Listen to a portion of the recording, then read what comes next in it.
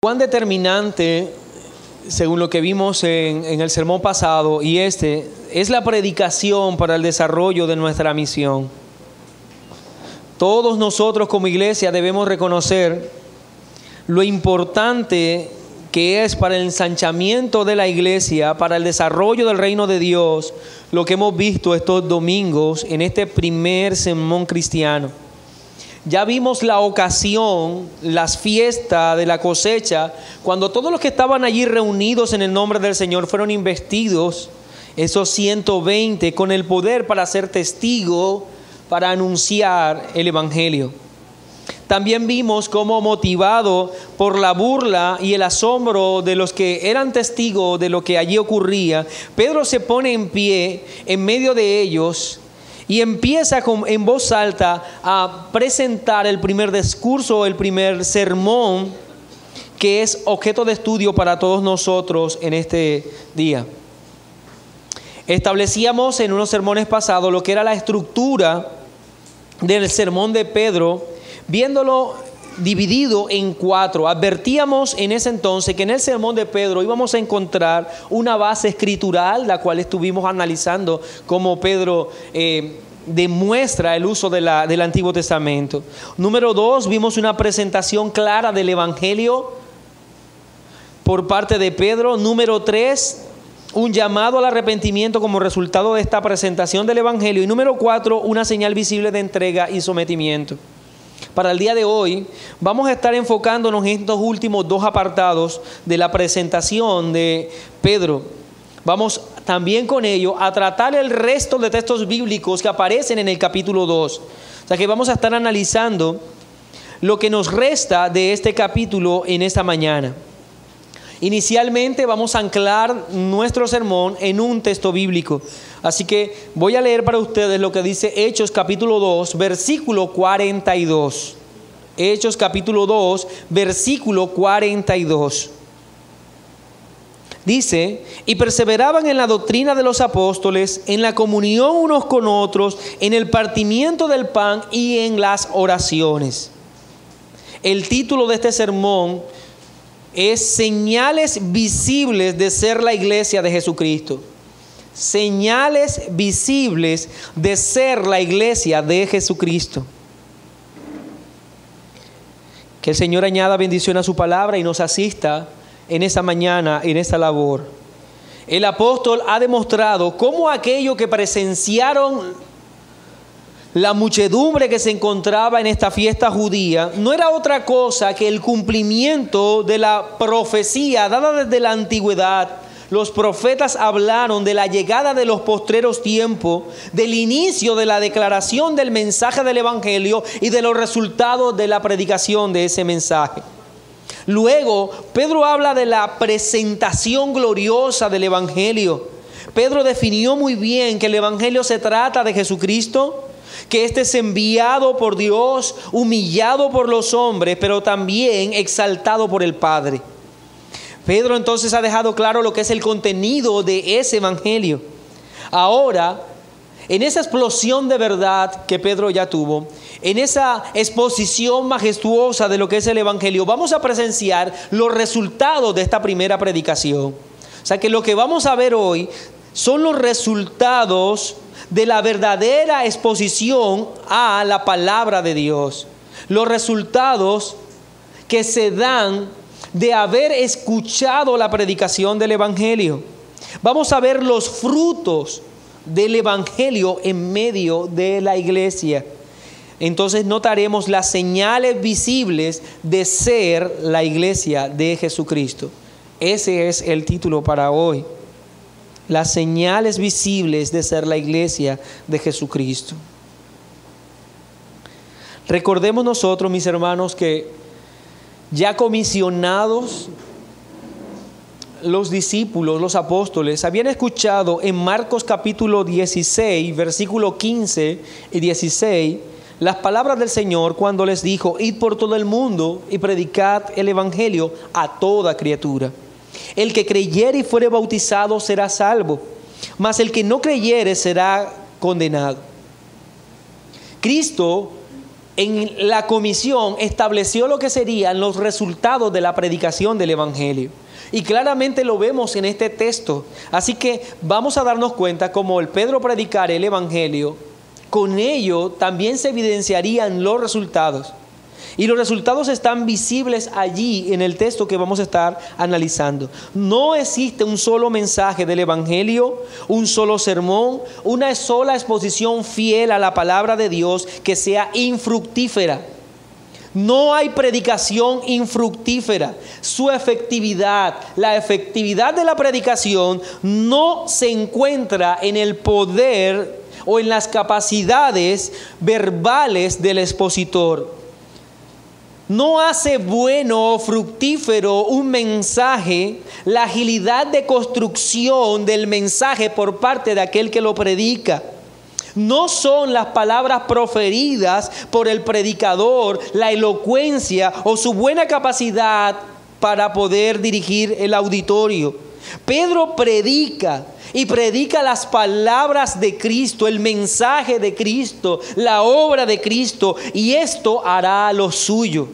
Cada predicación que se centra en el Evangelio, cada predicación que es en esencia bíblica, dará sus resultados. La efectividad se desprende entonces de la efectividad de la sagrada palabra de Dios. Y esto lo vamos a evidenciar en cada uno de los textos que vamos a analizar en esta mañana. Nosotros y nuestras capacidades quedan erradicadas y se exalta la gloria y la capacidad de la palabra. En ese sentido, mi querido hermano, debemos recordar esa promesa dada por Dios desde la antigüedad en Isaías capítulo 55, versículo 10 y versículo 11, cuando nos dice: porque como desciende de los cielos la lluvia y la nieve, y no vuelve allá, sino que riega la tierra y hace germinar y producir, y da semilla al que siembra y pan al que come, así será mi palabra que sale de mi boca. No volverá a mí vacía, sino que hará lo que yo quiero, y será prosperada en aquello para que la envíe. Son las palabras y la promesa de Dios, en el que si nosotros nos regimos a hablar de la palabra, a hablar de la Escritura, a señalar el Evangelio cristocéntrico, bibliocéntrico, Él hará su labor, será prosperada en todo aquello para lo cual Dios la ha enviado. Nuestros tiempos y las congregaciones de nuestra sociedad se han preocupado tanto por los resultados que debe producir la predicación, se han esmerado tanto por calcular los resultados de una buena exposición, que han olvidado la causa de esos resultados. Y recordemos la conversión de las almas, la adhesión a la iglesia de nuevos creyentes, la regeneración de los oyentes. Todo esto no se debe, mi querido hermano, por la estadística que nosotros realicemos después de un sermón. Eso se debe específicamente a la presencia de la Escritura en las enseñanzas, en las predicaciones.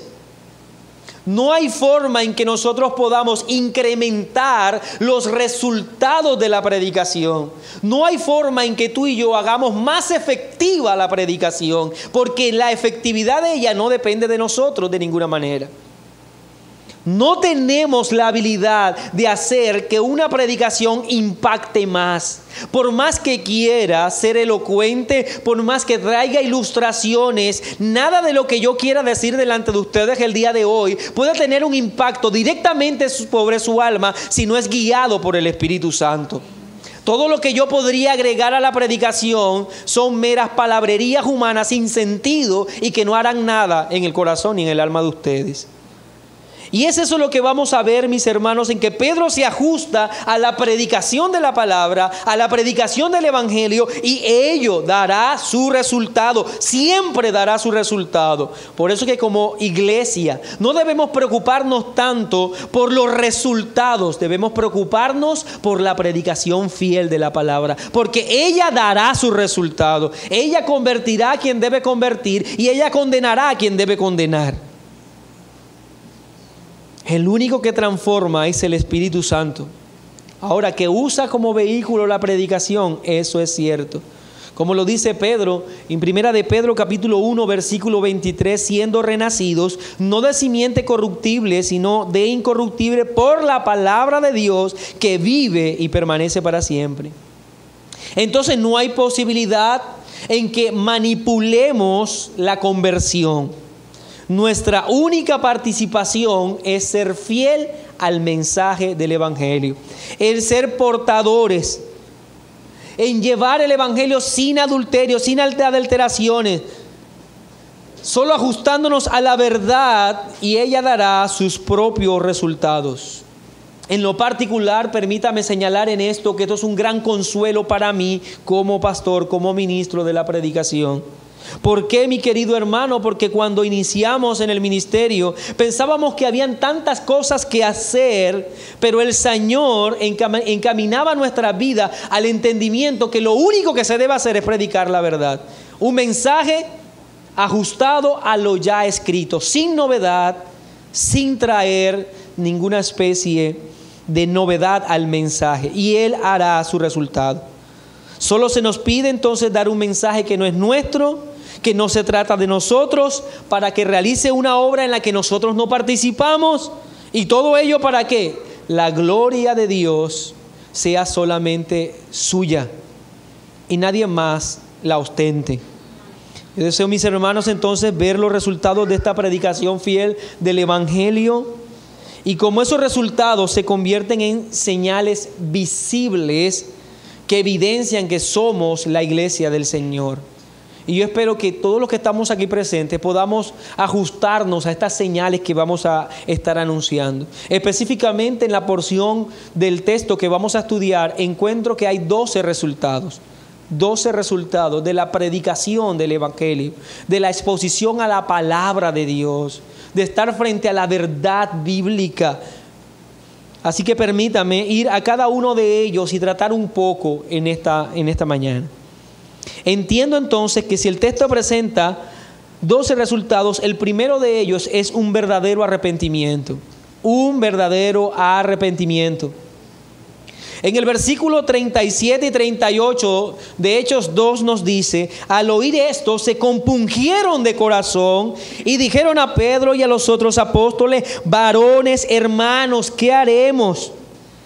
Pedro les dijo: arrepentíos y bautícese cada uno de vosotros en el nombre de Jesucristo para perdón de los pecados, y recibiréis el don del Espíritu Santo. Mire, solo cuando somos expuestos al Evangelio, a la exposición de la palabra del Señor, a la palabra misma, vendrán a nuestros corazones una correcta evaluación ética. Solo cuando tú te ves ante el espejo de la palabra, podrás reconocer tus imperfecciones. Y estos puntos son claramente allí cumplidos en ellos, se cumplen a cabalidad. Pedro predica el Evangelio, y después de anunciar el Evangelio, todos los que escuchan, o por lo menos aquellos que han sido llamados a salvación, sienten que su corazón, sienten que su vida misma experimenta algo que antes no habían entendido. Se reconocen a sí mismos como pecadores. Estos hombres hacen una evaluación ética de lo que ellos son. La palabra griega empleada aquí es katanusoma, que traduce golpear o pinchar violentamente. Este término es empleado cuando dice que al escuchar ellos se compungieron de corazón. Es como si algo hubiese golpeado su corazón. Pedro predica el Evangelio en forma fiel, y esto hace que el alma de estos hombres experimente un dolor profundo. Ellos entienden que mataron al Señor, que se burlaron de Él, que prefirieron a Barrabás antes que al Salvador, que se mofaron de Cristo cuando estaba en la cruz, y ahora por la predicación del Evangelio toda la culpabilidad de esos hechos vienen sobre su mente y sobre la mente y sobre el corazón de cada uno de ellos. Son evidentes las señales de un verdadero arrepentimiento en estos hombres. Ellos se arrepienten por o al estar expuesto a la predicación. En ellos vemos, por un lado, un genuino dolor, que es algo particular de un verdadero arrepentimiento, un genuino dolor. Dice, se compungieron de corazón, hay un dolor profundo. Número 2, hay una confesión pública. Ellos se reconocen como culpables. ¿Qué haremos? Y número 3, hay un clamor de ayuda. Es evidente entonces que en ellos se ha dado el arrepentimiento por ese genuino dolor, por esa confesión pública y por ese clamor de ayuda. El arrepentimiento genuino ha llegado a la vida de cada uno de ellos.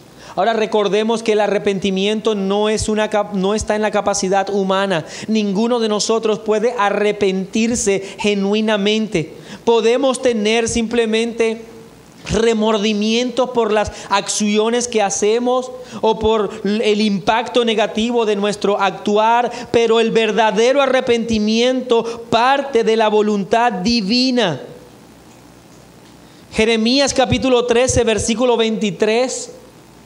Allí el profeta decía: mudará el etíope su piel y el leopardo sus manchas. Así también podréis vosotros hacer bien cuando estando habituados a hacer el mal. No se puede experimentar entonces ese giro espiritual a menos que seamos nosotros terriblemente enfrentados al Evangelio y a la exposición de la palabra. Solo cuando nosotros somos expuestos a la palabra es que podremos hacer una correcta evaluación ética de nuestro ser. Hechos capítulo 11, versículo 18. Hechos 11, 18 nos recuerda que esto parte de Dios y no del hombre. Cuando dice: entonces, oídas estas cosas, callaron y glorificaron a Dios, diciendo: de manera que también a los gentiles ha dado Dios arrepentimiento para vida. El que da entonces este arrepentimiento para vida es Dios. No se trata entonces de una interiorización. No se trata de una contrición o de una autoevaluación. Se trata de conversión. Y ese es el resultado de ser expuestos a la verdad. Es fruto de ella. Un corazón no regenerado vivirá y actuará de acuerdo a lo que es un corazón no regenerado. Pero cuando el corazón es transformado por el obrar del Espíritu Santo, ese corazón experimentará lo que en realidad es su depravación en todo grado. Entenderá que es pecador, merecedor de una condena, y por lo tanto clamará a Dios por auxilio, por socorro. Habrá un genuino arrepentimiento. Algunos de los que estaban presentes en la predicación de Pedro experimentaron cómo la luz de la verdad llegó a sus vidas, cómo sus corazones fueron convencidos de su culpabilidad y ahora anhelaban el perdón y la salvación de sus almas. Por ello, mis hermanos, que nosotros debemos asegurar en forma firme que no habrá arrepentimiento si no hay predicación del Evangelio. No habrá conversión sin predicación fiel de la palabra. Lugares donde no se predique el Evangelio y la palabra, no hay convertidos. Aunque se amontonen personas, no son convertidos. Número 2, o la segunda señal que entendemos aquí, o el segundo resultado de ser expuestos a la verdad, es la obediencia sacramental. Obediencia sacramental. El primero del que hablé fue un verdadero arrepentimiento. El segundo es una obediencia sacramental. Hechos capítulo 2, versículo 38, Pedro les dijo: arrepentíos y bautícese cada uno de vosotros en el nombre de Jesucristo para perdón de los pecados y recibiréis el don del Espíritu Santo. El versículo 41 nos dice: así que los que recibieron su palabra fueron bautizados. Como resultado de ser expuestos a la verdad del Evangelio, no solo sintieron un fuerte deseo de pedir perdón y de pedir por salvación, sino que fueron movidos a obedecer las palabras escuchadas por ellos, en ellos obró de tal manera que sintieron una profunda devoción para obedecer las palabras y las instrucciones de Pedro.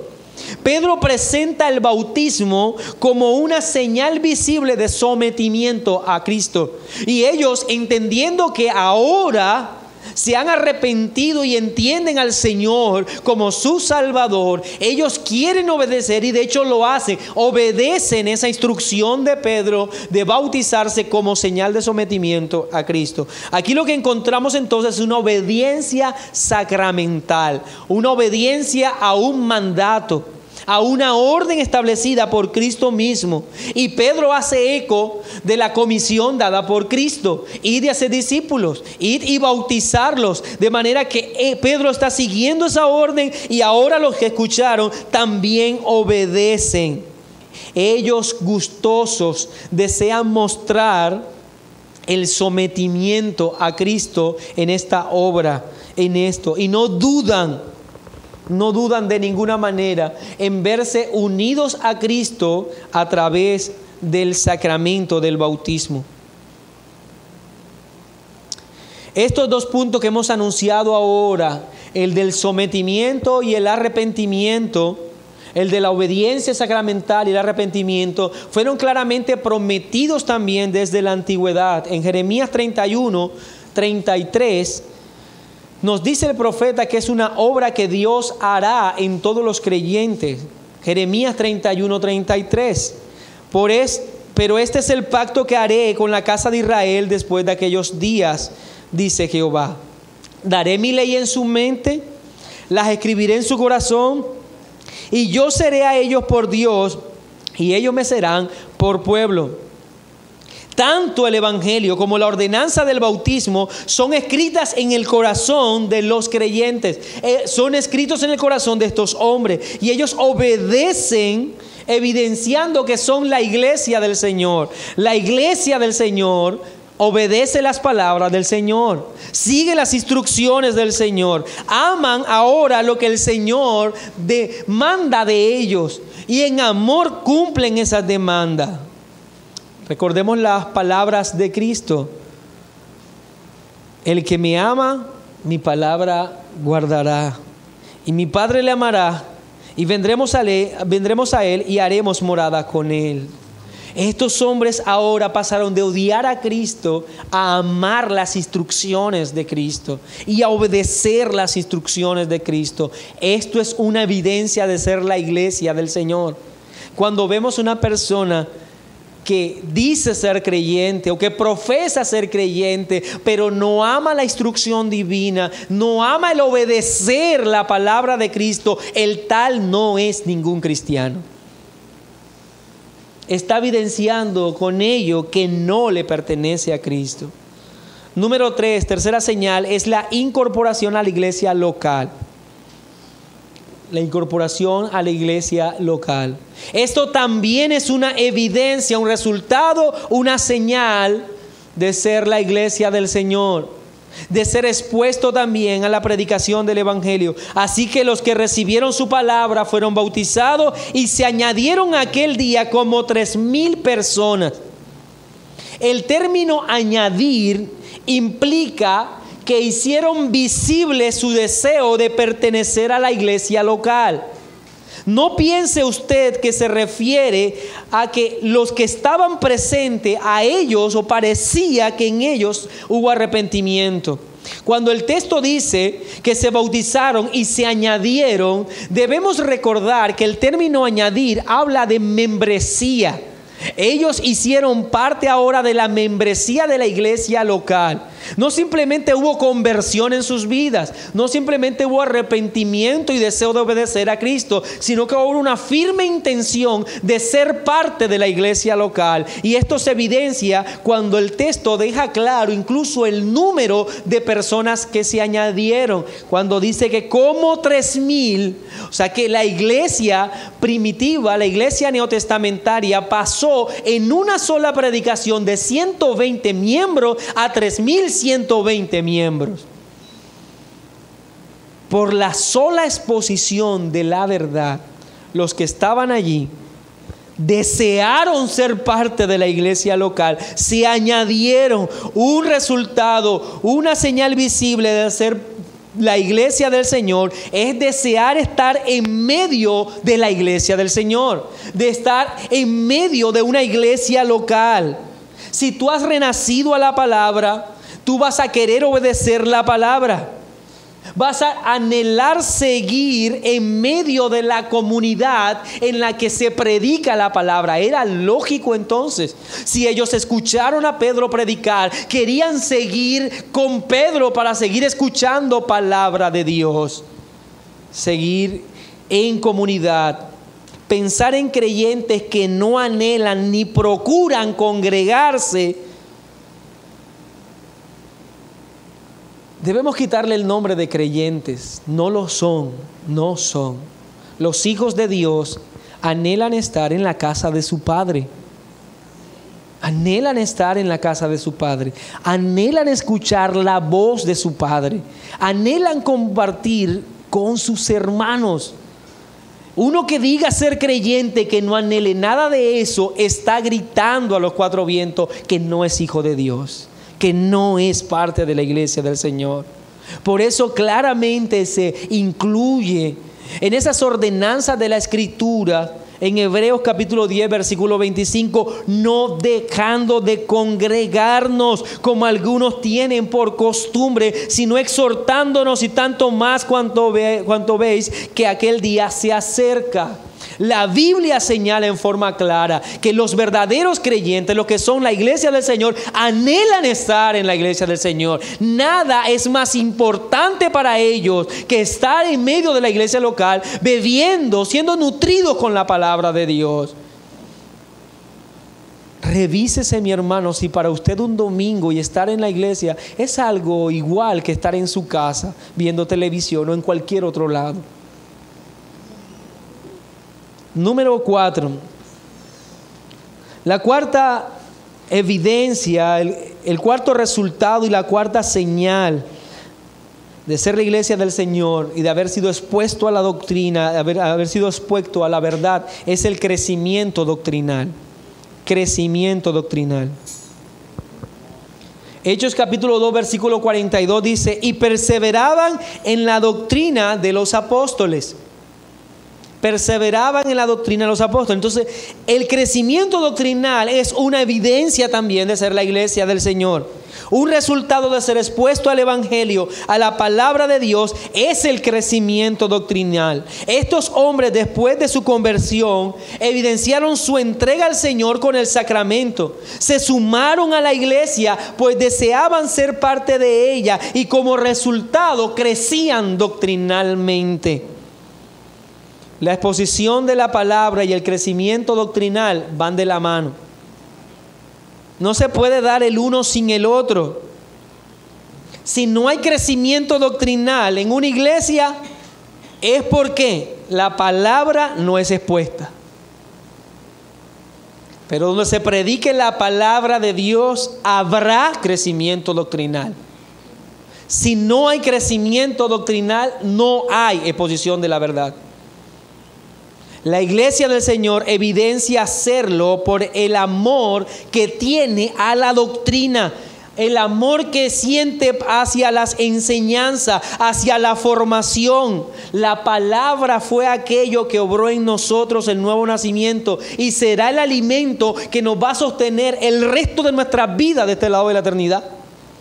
Así que nosotros, como dice la Escritura, como niños recién nacidos y destetados, anhelamos la leche, anhelamos ser adoctrinados. Segunda de Juan capítulo 1 versículo 9, y me permito ser bastante directo e incluso excluyente en mis afirmaciones, puesto que entiendo que la palabra lo dice así: cualquiera que se extravía y no persevera en la doctrina de Cristo, no tiene a Dios. El que persevera en la doctrina de Cristo, ese sí tiene al Padre y al Hijo. Entonces Juan es directo. Como se espera de un niño que anhele ser alimentado, se espera de un creyente que anhele la formación. Entonces un creyente o alguien que diga ser creyente, que no quiere ser instruido, que le da lo mismo escuchar o no la palabra, que su crecimiento doctrinal no es importante para él, el tal no es creyente. No ha nacido de nuevo, no es hijo de Dios. Un niño necesita ser alimentado para ser fortalecido, para que crezca. De esta misma manera, el verdadero creyente anhela ser adoctrinado, pues solo así va a crecer. Solo así va a crecer. Créame, mi hermano, usted no crecerá espiritualmente si viene a la iglesia a divertirse, si se le entretiene por 2 o 3 horas cada domingo, o si viene a escuchar o a ver un show. No crecerá doctrinalmente. La única forma es a través de la instrucción de la palabra. Si un bebé, después de ser alimentado, no crece, es porque está enfermo. Algo pasa con él. Porque si es alimentado, debe crecer. Y si no crece, y no es porque no esté enfermo, entonces es porque no es alimentado. Hay que revisar entonces la forma en que se alimenta. De esta misma manera, un creyente debe crecer si es alimentado doctrinalmente. Y si tú no eres alimentado doctrinalmente, si en la iglesia donde tú estás no recibes la formación, seguramente no crecerás.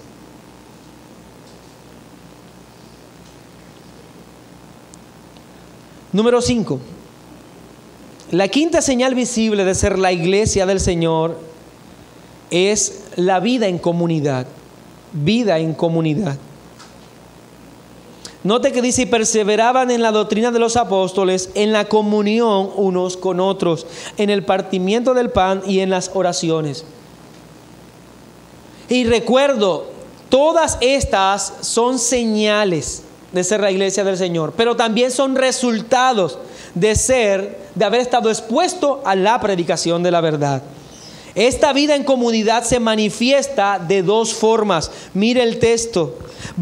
Lo vamos a ver, vida de comunidad en los espacios eclesiásticos. Y vemos también en los espacios paraeclesiásticos o no eclesiásticos. Es muy importante no desconectar los resultados de su base. Debemos nosotros reconocer que la comunión es el resultado de ser expuesto. Así como si nosotros tenemos el mango como fruto, es porque este está ligado a la presencia de ¿qué? Del árbol de mango. El fruto como tal no brota solo, no crece solo, está ligado al árbol. Esa es la base de su crecimiento. De esta misma forma, la comunión eclesiástica no se da sino como resultado de ser expuestos a la verdad de la palabra de Dios. Si somos unidos por los proyectos que tenemos, digamos, de impacto social, ¿qué pasará cuando esos proyectos fracasen? Si somos unidos por los joviales que somos el uno con el otro, ¿qué pasará cuando el hermano evidencie lo pecador que es él y actúe en contra tuya? ¿En dónde quedaría entonces lo maravilloso que es la iglesia? Si pensamos en la iglesia, que es hermosa porque se respira un ambiente familiar, ¿qué sucederá cuando no se respire ese ambiente, sino cuando haya tensión en medio de los hermanos? Entonces la comunión es el resultado de ser expuesto a la palabra, de escuchar la palabra. Nos debe mantener unidos entonces la palabra. Y el que esa unión por momento sufra ciertos, digamos, cambios, pero la palabra se mantenga, podemos nosotros asegurar con ello que la unión también de la iglesia permanecerá. Y es la razón por la cual usted debe entender que hace parte de una comunidad. Usted viene a este lugar a escuchar la palabra de Dios. Y como resultado, usted desarrollará una fuerte relación con sus hermanos. Pero cuando esa fuerte relación se vea afectada, siga escuchando la palabra, que fue la que produjo esa relación. El error de muchos es abandonar la iglesia inmediatamente. Porque antes me sentía amado, ahora cuando entro todos me miran rayado. Ya no me siento bien. Pero la palabra de Dios sigue siendo allí, sigue estando allí. Estoy dándole entonces mayor importancia a los frutos que a la base misma, que el árbol mismo, que la razón de esos frutos. Entonces nos debe mantener unidos la palabra de Dios. Sexta señal, temor reverente. Temor reverente. Y sobrevino temor a toda persona, dice el versículo 43, y muchas maravillas y señales eran hechas por los apóstoles. Note entonces que el temor reverente también es un resultado de ser expuestos a la verdad de la palabra de Dios. El temor del que habla el texto es traducido en griego como phobos, F-O-B-O-S, phobos. Y en uno de sus múltiples usos que tiene esta palabra, se emplea para designar aquello que se tiene cuidado de algo que se quiere. Es como cuando usted compra una porcelana que aprecia, pero que procura no tenerla en cualquier rincón, sino con cuidado colocarlo en un lugar en el cual usted va a saber que no le va a pasar nada. Ese es el temor del que está hablando entonces el texto. Como la precaución de no dañar algo que se quiere y de que nada dañe algo que se quiere. Y ese es el resultado de ser expuesto a la verdad de la palabra de Dios. Es interesante esto, porque la descripción que está haciendo Lucas es que la palabra de Dios produce como fruto en la iglesia que ella sienta temor. Ahora, este temor no debe verse como algo negativo, sino como algo positivo. Quiere decir que la iglesia crece en precaución, crece entonces en el temor de no afectar, de no hacer aquello que es contrario a lo que está recibiendo. Ya nosotros hemos visto que ellos han obedecido, crecen doctrinalmente, anhelan ahora estar en comunidad. Este temor, ¿a qué se refiere? Se refiere a estar en medio de la iglesia, caminando, pero también cuidando de ella. Este temor se refiere a cuidar de que nada afecte a aquello que primero se habló. Y lo que primero se habló fue de la comunión. En este sentido, entonces, nosotros deberíamos entender que cada uno de nosotros tiene una gran responsabilidad de andar en medio de la iglesia con temor. Con temor. De que nuestras actuaciones no afecten, ¿qué cosa? La comunión de la iglesia. Que nuestro actuar, que mi manera de vivir, que mi manera de hablar, que mi relacionar con los hermanos no afecte aquello que es el resultado de la sana exposición, que es la comunión de la iglesia. En ese sentido, usted debería, mi hermano, reconocer en usted aquellos pecados que podrían atentar contra la unidad de la iglesia. Y por sobre todas las cosas, mortificar esos pecados. ¿Por qué? Porque si usted permite que esos pecados avancen en la iglesia, usted estaría en contra de lo que la predicación de Dios hace en la iglesia. Pensemos por un momento en el chisme, en las contiendas. ¿Qué hacen este tipo de pecados en la comunión? Que es el resultado de la predicación para la iglesia. Afecta la iglesia. Tenga cuidado de esos pecados. Y lo que está diciendo el texto es que debes conducirte con temor en medio de la iglesia. Con temor. Porque tu pecado puede afectar la unidad de la iglesia. La iglesia entonces debe, al ser expuesta a la palabra, acrecentar su temor, la precaución de vivir cada día según la voluntad divina y no ir en contra de lo que Dios ha establecido. Número 7. Unidad de propósito, unidad de propósito. Esto lo hace también el ser expuesto a la verdad. Todos los que habían creído estaban juntos y tenían en común todas las cosas. Suele ser apabullante cuando leemos esta descripción, porque siempre hemos visto en común todas las cosas. Pero para entender lo que Lucas quiere referirse, yo quisiera comparar a la iglesia con un carro. Pensemos en el motor, pensemos en todos los elementos que hacen parte del motor para que éste funcione. Pensemos también en las llantas, que son totalmente distintas, tanto en material como en constitución física del motor. Pensemos entonces en el chasis, en toda la parte física del motor. Podríamos nosotros decir que hay múltiples elementos de forma distinta y para una labor distinta, pero todas ellas están encaminadas a una sola cosa. ¿Y es ser qué? Ser un vehículo, ser un carro. Es lo mismo en el caso de la iglesia. Cuando hablamos de tener en común todas las cosas, no quiere decir que a la iglesia entrarán todos aquellos que tengan el mismo carácter, que entrarán a la iglesia todos aquellos que tengan el mismo comportamiento, que sean de una misma forma. No, lo que quiere decir es que hay una unidad de propósito. Todos trabajan para una misma cosa. Diferentes, cada uno está luchando con pecados totalmente distintos, pero con un propósito en común, con un solo objetivo. Esto es posible cuando somos guiados por la palabra del Señor solamente.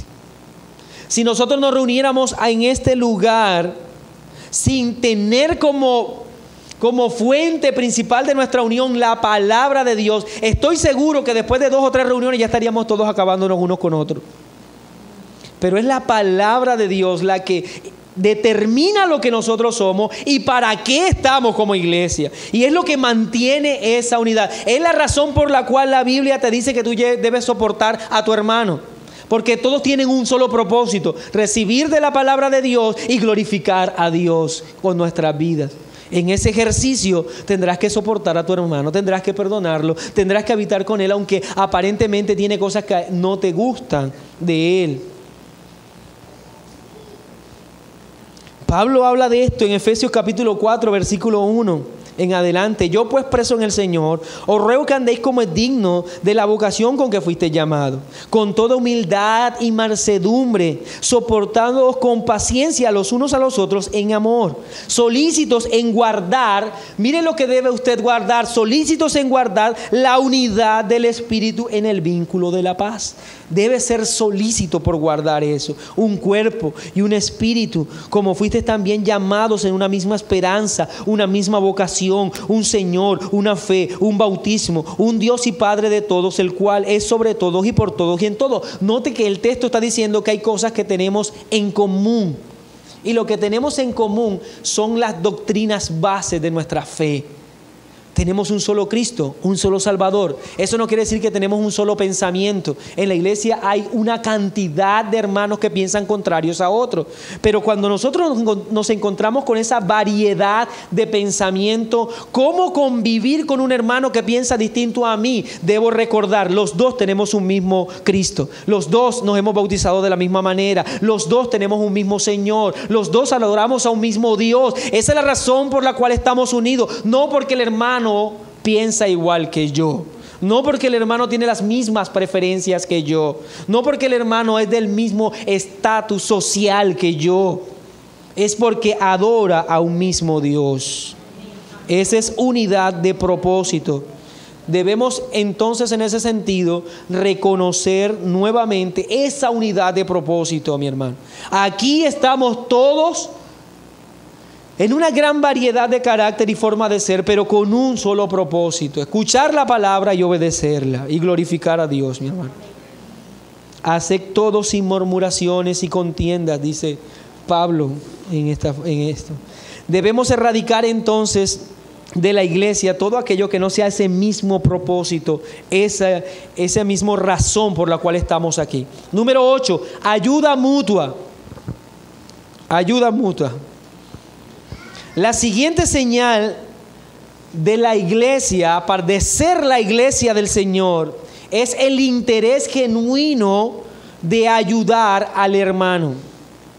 Ayuda mutua. Note, esto es también el resultado de ser expuesto a la verdad. Versículo 45. Y vendían sus propiedades y sus bienes y los repartían a todos según la necesidad de cada uno. Debemos reconocer lo que está detrás del texto. Yo sé que lo que está claramente en el texto usted lo reconoce. Y sé que muchos de ustedes incluso tienen problemas con lo que el texto dice claramente. Algunos han llegado a afirmar que esta porción debería interpretarse de otra manera. La Biblia no nos está llamando a vender nuestras propiedades para dárselas al hermano. Algunos lo dicen así. Pero yo quisiera que miremos lo que está detrás del texto. Lo que está detrás del texto es que el ser expuesto a la verdad de la palabra de Dios va a generar en la iglesia un genuino interés por ayudar al otro, no importando lo que tenga que hacer. En este caso, la iglesia neotestamentaria, ellos, para suplir las necesidades del hermano, vendían sus propiedades. A lo largo de la iglesia, de la historia de la iglesia, esta realidad ha estado visible aun cuando no habían propiedades para vender. Quiere decir que aquí tenían propiedades para vender, pero si miramos bien, unos años luego, ellos tendrían que huir de este lugar porque Nerón iba a acabar con todos y estarían metidos en las cuevas. Ya no habían propiedades para vender, pero este pensamiento seguía presente dentro del corazón de ellos. ¿Qué deseaban ellos? Ayudar al hermano. En este caso, entonces, lo que debemos nosotros reconocer como un fruto lógico y natural de ser expuesto a la verdad es que yo me intereso por las necesidades de mi hermano. Y quiero, si Dios lo permite, de alguna manera proveerle a él para sus necesidades, ser una solución para los problemas que el hermano tiene. Y en ese sentido, las necesidades son más que físicas. El ser un apoyo para el hermano, el estar con él cuando lo necesite, el ser soporte para él según la medida que Dios me ha dado, el poder ayudar al otro. Eso es un resultado de ser expuesto a la verdad. La iglesia del Señor es una iglesia que es alimentada constantemente por su palabra. Y cuando es alimentada constantemente por su palabra, no es indiferente a aquel que tiene al lado, sino que se interesa por él. Quiere saber de él, quiere conocer de él, claramente para ayudarle, para estar con él como un apoyo, ayuda mutua. Entonces, pensar en creyentes como islas es pensar en algo que la Biblia no enseña de la iglesia. Debemos entonces apoyarnos mutuamente, ya sea con nuestras oraciones, porque muchas veces no podremos brindarle nada más que las oraciones a nuestros hermanos, que nuestra compañía, incluso que nuestras lágrimas, estar con él y llorar con él porque la solución no está por ningún lado, pero lloremos juntos. En algunos casos Dios permitirá que nuestros recursos estén allí también para solucionar los problemas de nuestros hermanos, o nuestros oídos simplemente para escucharles. Pero el creyente no debe sentirse solo. No debe sentirse solo. Debe saber que la iglesia es una comunidad en la que todos desean ayudarse mutuamente. Bien, número 9. Alegría y humildad. Alegría y humildad. Son dos maravillosas palabras, alegría y humildad. Dice, y perseverando unánimes cada día en el templo y partiendo el pan en las casas, comían juntos con alegría y sencillez de corazón. ¿De dónde salía esa alegría y de dónde salía esa sencillez de corazón? Nuevamente, no de las actividades que ellos realizaban. No porque se mantenían entretenidos. Era porque eran expuestos a la verdad de Dios. Nada humilla más que la palabra de Dios. Nada hace más humilde al hombre que la exposición de la verdad. Ella es como martillo que quebranta la peña, mi hermano. Ella pulveriza nuestro ego, nuestra arrogancia. Y estos hermanos estaban ahora experimentando una alegría y una humildad producto de escuchar la palabra. La iglesia del Señor, no es un terreno apto para que crezca la maleza del orgullo. No debe crecer en la iglesia del Señor. La arrogancia, la altivez, nada de eso debe crecer en la iglesia del Señor. Notemos que habla de la vida en comunidad. Estaban en el templo, pero también estaban en las casas. Pero había ese fruto maravilloso de ser expuesto a la palabra, que todo lo hacían con alegría y sencillez de corazón. Lucas nos quiere señalar con estas palabras que la iglesia neotestamentaria no estaba experimentando aquello que es producto de la arrogancia y la mala predicación el día de hoy.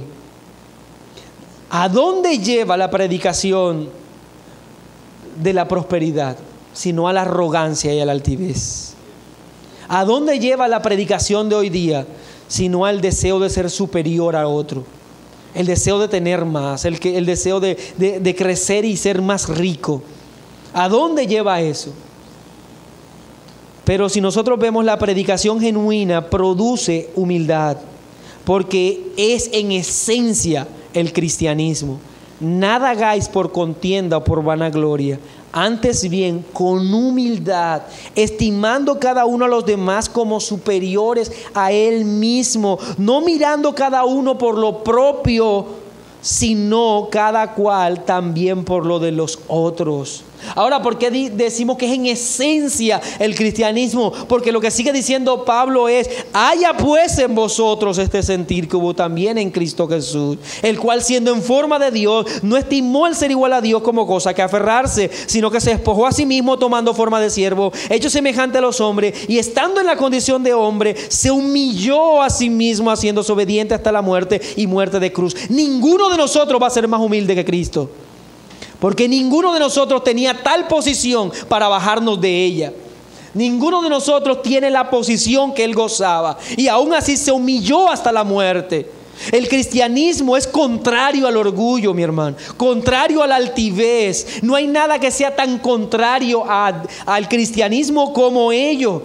Es por eso que aborrece Cristo las palabras del diablo cuando le tienta, mostrándole todos los imperios y decir que ellos serán suyos, cuando él se había despojado de su trono de gloria para venir a encarnarse y a vivir en medio de hombres pecadores.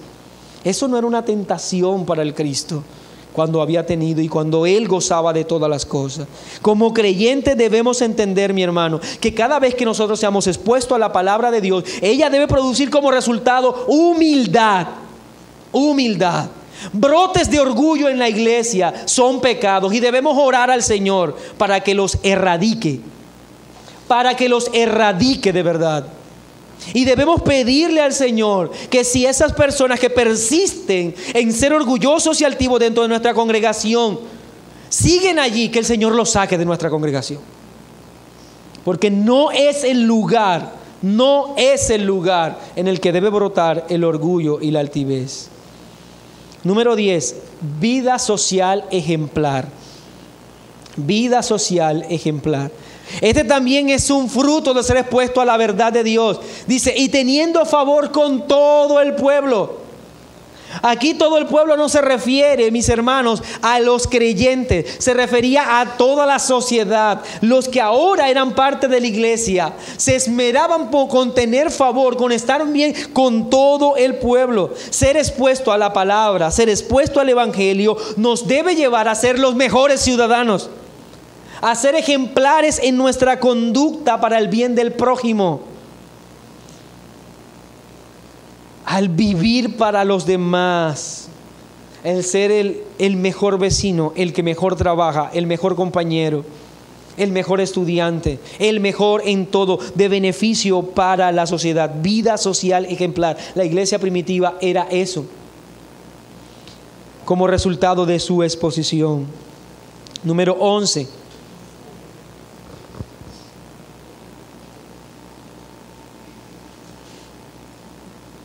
Número 11, adorando a Dios, o que adora a Dios. Este parecería, mi hermano, como el final, la cúspide a la que llega Lucas en su relato. cuando vivamos todas estas cosas, cuando se evidencie en nuestra vida el que hemos sido expuestos a la palabra del Señor, seremos una iglesia que adora genuinamente a Dios. Hemos creído que adorar se refiere a los 20 minutos que tenemos antes del sermón cuando cantamos himnos. Y de hecho cometemos el error. Muchos directores de culto pasan enfrente a decir, bueno, vamos a entrar en periodo de adoración. Como si durante ese tiempo se adorara a Dios y el resto del tiempo no. Pero lo que vemos aquí es una iglesia que adora a Dios. ¿Cómo adora a Dios? Haciendo, evidenciando todo lo que nosotros dijimos, estando en comunidad, anhelando vivir en comunidad, teniendo favor el uno con el otro, siendo ejemplares en su conducta, creciendo doctrinalmente, viviendo con sencillez y alegría.